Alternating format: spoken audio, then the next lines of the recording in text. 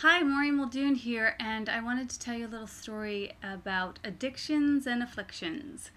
I have a lot of friends who deal with addictions and afflictions, and sometimes they ask me, why do I have to go the hard road? Why do I have to have this story that seems so much harder than everyone else's?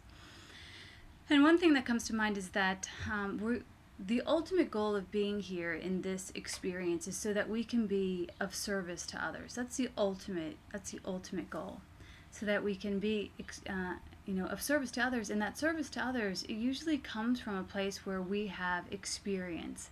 And when we get to share our experience, strength, and hope with others, it's a very empowering experience. So I have this story that I call the sunflower seed and the popcorn kernel. And it goes like this.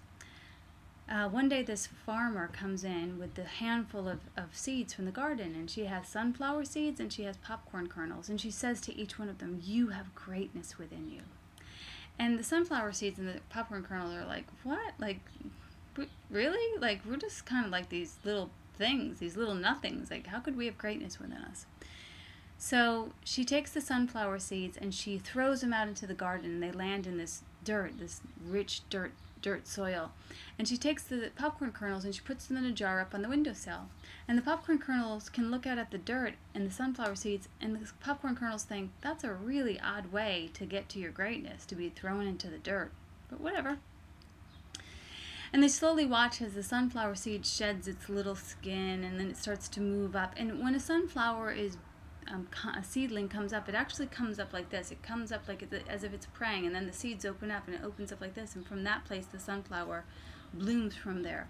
But anyway, the corn kernel is watching the sunflower grow and bloom and grow and bloom and grow and bloom, and it's like, wow, that really did have greatness within it. And just when it thinks it couldn't get any better, the sunflower literally explodes into this baby version of the sun, and it's like, wow, that was pretty cool. So the sunflower, the corn kernel, like many of us do, is looking over into the garden of someone else's experience and saying, "How come that's not happening for me? How come I'm not having that experience? How come I'm still stuck in this jar? I want to bloom into a bolder version of myself." So the farmer's wife comes in one day and she takes a handful of the corn kernels and she tosses them into hot oil. And all of a sudden they're like, "Holy Mother of God, I'm going to die." And then boom, they explode into popcorn. And everyone who comes to the farm gets to see the beauty of the sunflowers. And they're like, "Wow, you brought such beauty into the world through your journey of literally losing yourself as a seed and blooming into this bolder version of yourself." And they smell the fragrant popcorn and they go, "Wow, that smells so good. You've brought such beauty into the world through losing the smaller version of yourself and blooming into a bolder version of yourself." And in the end, the popcorn kernel and the sunflower seed, when they get to be this bolder version, they don't really remember how they got there. It's not really important, the journey.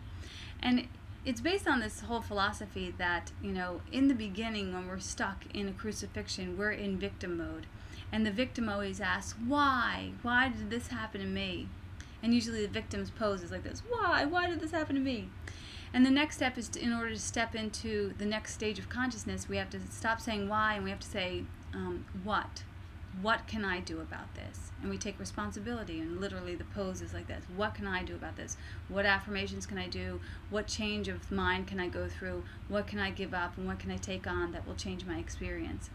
And then after we move through that consciousness, we move into a channel. Like St. Francis says, "Make me a channel of your peace." And when we are a channel, we're like this.